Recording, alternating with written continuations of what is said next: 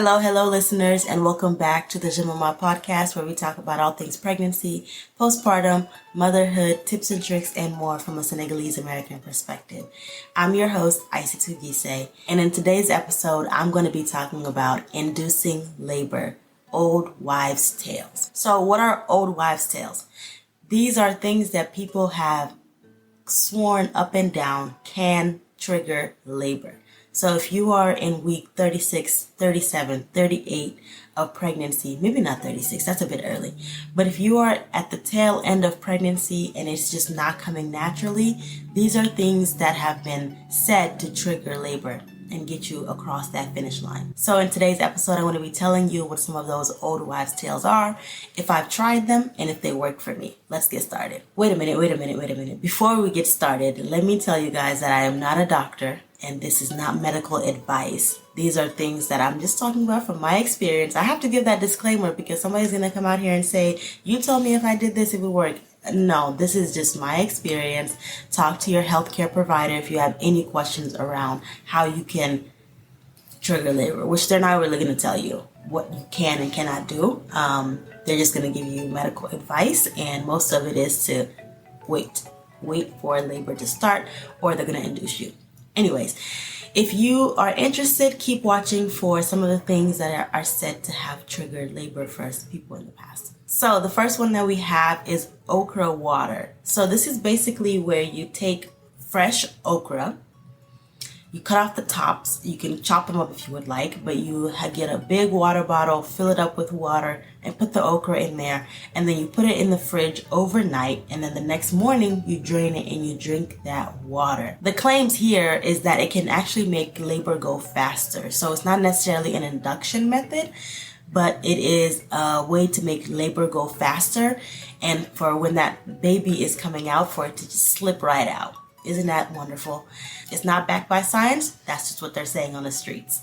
So I did try this starting at 36 weeks, I think it was for me.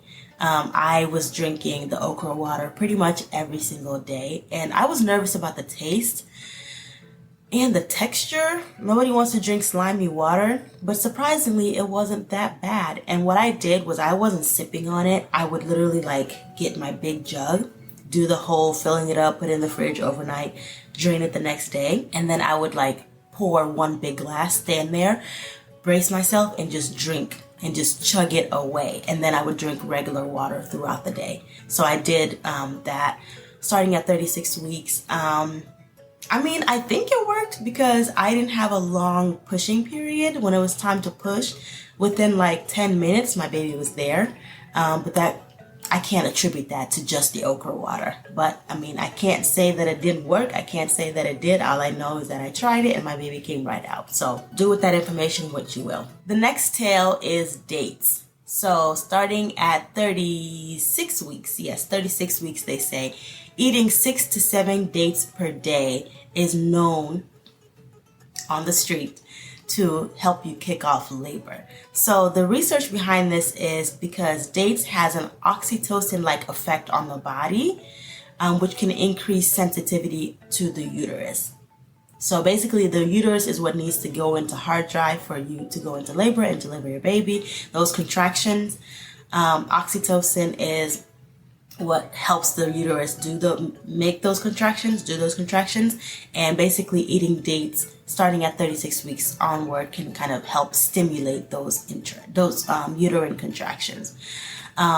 It's also known to reduce, now this is a little bit backed by science, it's known to reduce postpartum hemorrhage the way that oxytocin does. So overall, dates is a really good thing to just eat if you like the taste of it. Some folks don't like the taste, so they'll blend it into a smoothie, but science does say that eating dates can be a very good way to help kind of ease into labor. Religiously as well, since we're talking about the Senegalese American perspective and Senegal majority Muslim, from the religious standpoint in Islam as well, eating dates is highly recommended once you get into that tail end of pregnancy as well.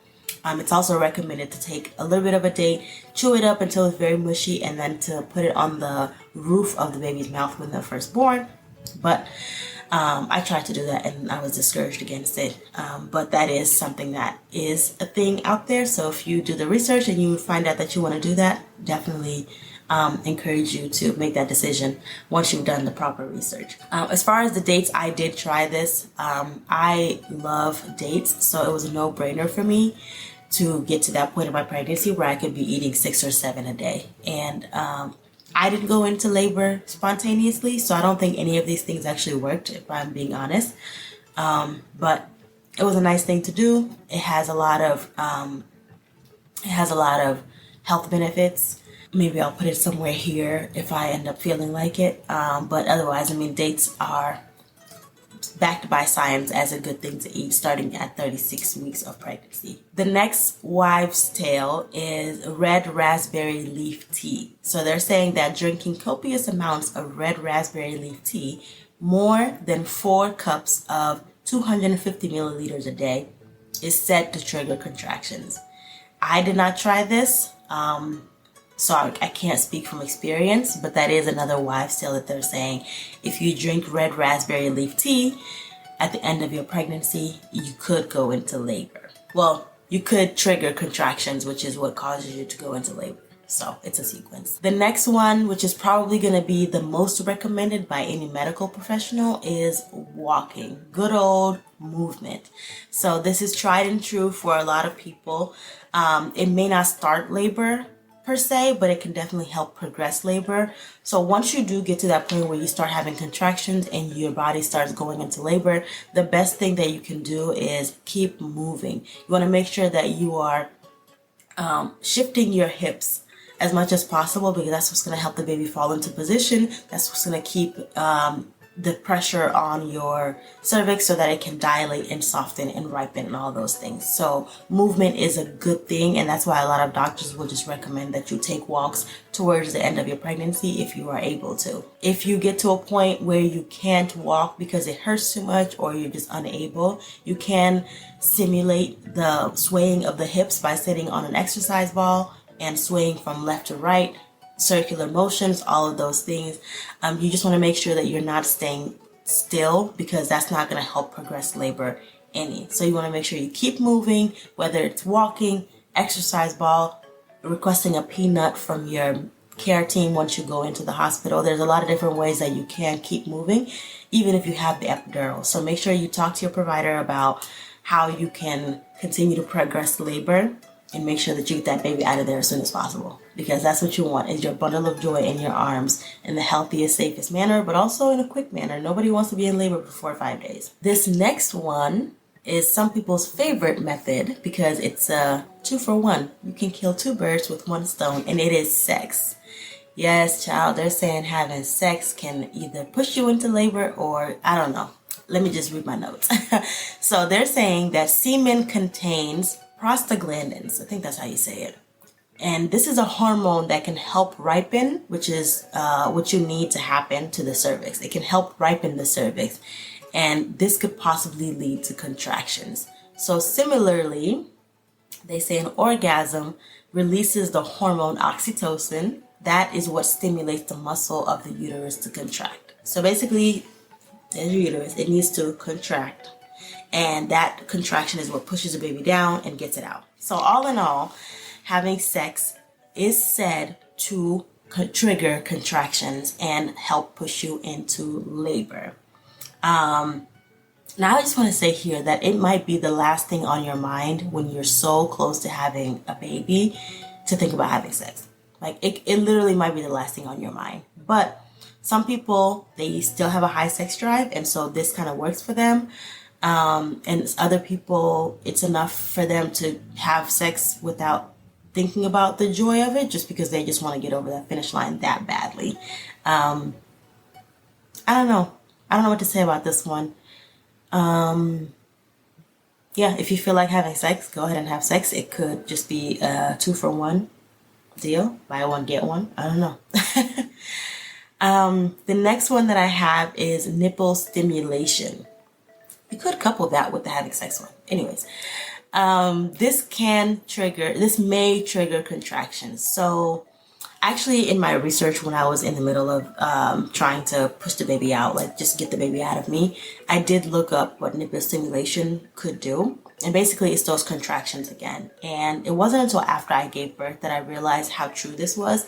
When you are breastfeeding in those early days, you can literally feel your uterus contracting the same way you were having contractions before. They're not going to be as intense, but you can literally feel your uterus contracting and shrinking back to its size. It's an amazing, like, not amazing, like in a good way, like it doesn't feel good, but it's like an awesome feeling. You're just like, wow, like the way the body works is absolutely fascinating. But nipple stimulation can help trigger contractions and may lead you to labor. So basically, if you are near or past your due date, ask your OB about trying nipple stimulation. Yeah, so not something that you want to try like 36 weeks or 37 weeks if you just want to let things ride out naturally. But once you get, near or past your due date, this could be something that might be helpful to you. So ask your OB about that.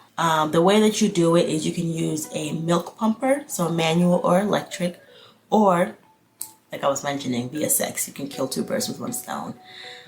Basically, just be careful because around 36 weeks of pregnancy, lactation can begin. So if you are going to be trying nipple stimulation with the go-ahead from your doctor that you're collecting in the colostrum, that may be coming out of your nipples at that point. So at 36 weeks is when milk production, lactation begins typically for a lot of women. So if you are doing that nipple stimulation, like I mentioned, just make sure you have a cup ready or a bottle ready to collect any milk. That first milk that comes out is very, very beneficial for your baby. So make sure you're not wasting that. For me, I did try to collect colostrum, but I didn't try to do nipple stimulation to induce labor. I didn't have a lot of colostrum, and it's not going to be a lot anyways, but it basically was like not enough for me to collect. Like by the time I saw something, it was too late and it was already steeping into my clothes.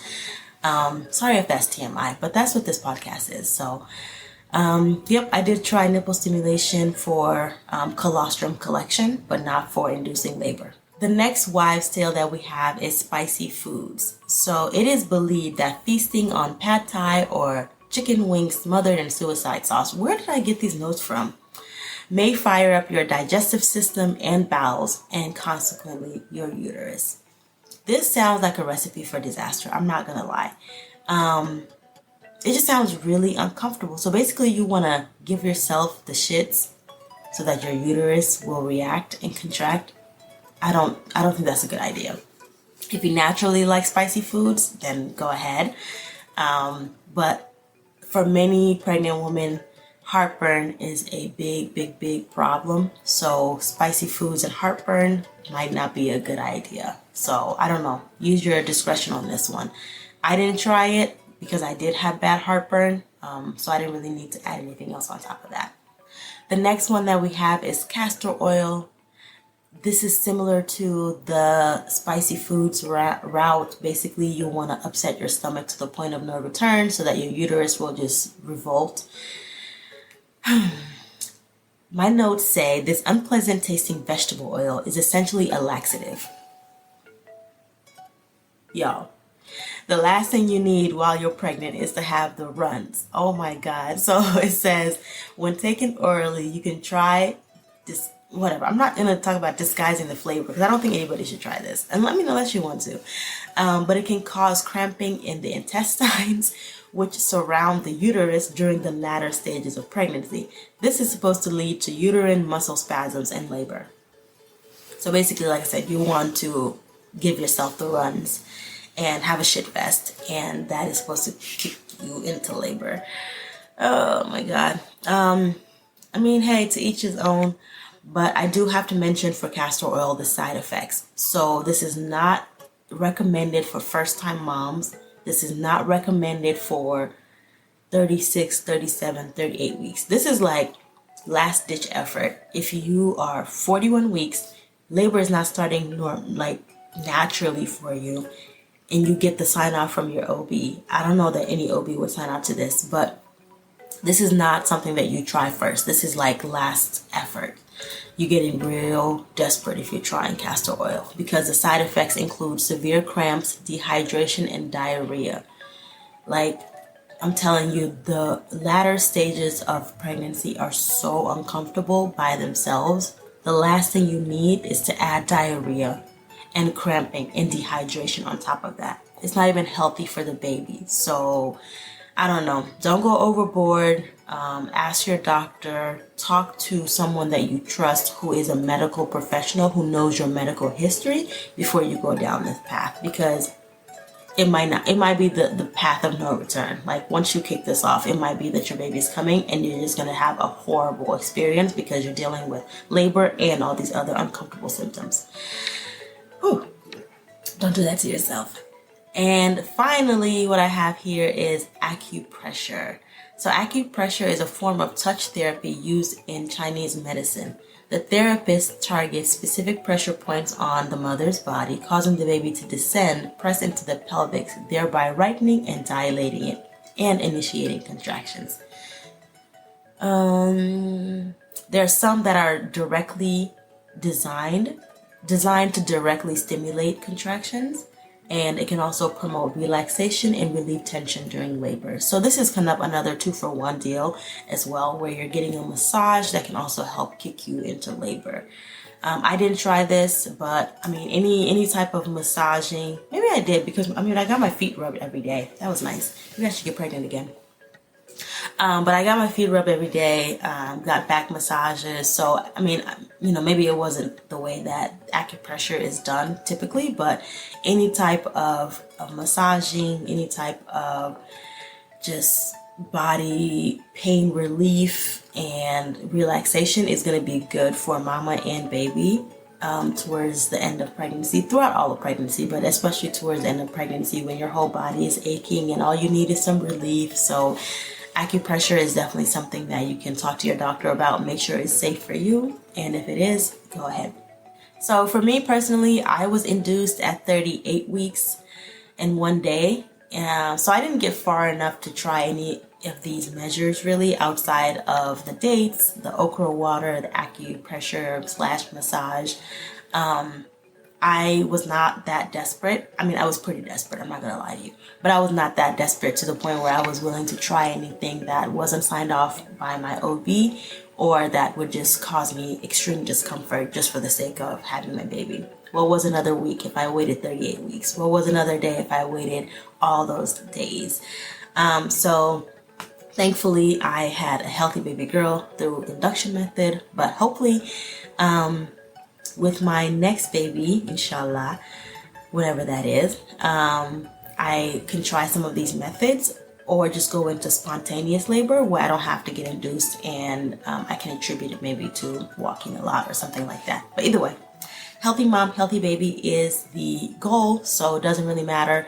Just make sure that you are taking care of yourself, you're taking care of your body, and you're taking care of this newborn baby that is going to be in your arms, inshallah. Like I mentioned, yeah, most of these are recommended for second, third, or fourth babies. During that first one, you just don't know what you don't know, so it's better to err on the side of caution and not add more complications to what you're already going through. Talk to your OB. The most you need to do probably for your first and second one, this is just my advice, is maybe drink that okra water because it can't hurt for the baby to slip right out. Eat your dates, walk, have sex, and get a massage. Like if you do those things, you should be fine on your first one. Then once you start having a little bit more experience under your belt, you can maybe get emboldened to try new things. But that is what I think in terms of old wives' tale inducing labor. I'm sure there are more out there. Just a quick search. This is what it pulled up for me. I'm glad that I didn't have to get to the point of having to try a lot of things. I know that when you get to be 40 weeks pregnant, 41 weeks, like that is a very tiring experience from what I've heard and I can imagine.